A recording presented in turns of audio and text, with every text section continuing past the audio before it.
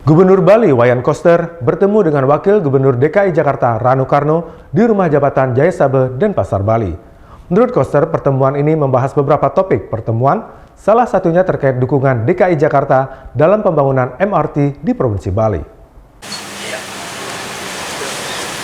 Bertempat di Gedung Jayasabe Rumah Dinas Gubernur Bali, Gubernur Bali Wayan Koster menerima kunjungan kerja Wakil Gubernur DKI Jakarta Rano Karno. Koster mengatakan pada pertemuan tersebut membahas beberapa hal, diantaranya adalah keinginan Provinsi Jakarta untuk menggelar kegiatan seperti Bali Beyond Travel Fair di tahun depan, maupun dukungan yang diberikan oleh Jakarta dalam perencanaan pembangunan MRT di Provinsi Bali.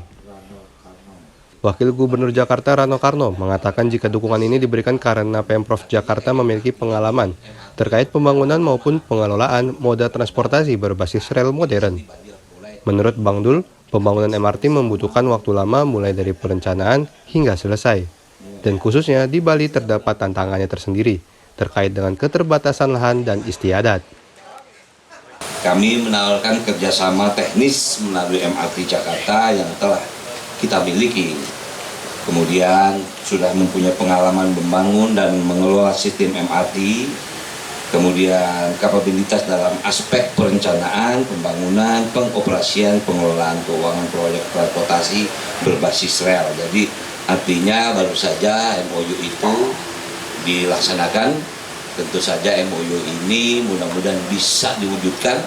Namun tentu saja teman-teman, MRT itu dibangun dalam jangka yang sangat panjang.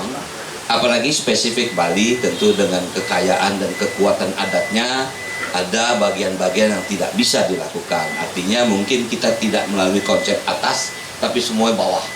Nah, kalau bawah ini tentu pekerjaannya jauh lebih panjang dan biayanya jauh lebih besar.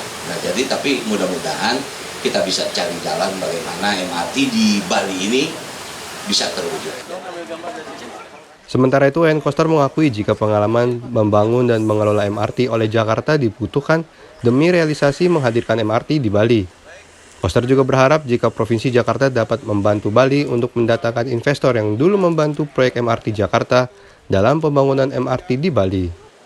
Karena DKI sudah punya pengalaman bekerjasama dengan para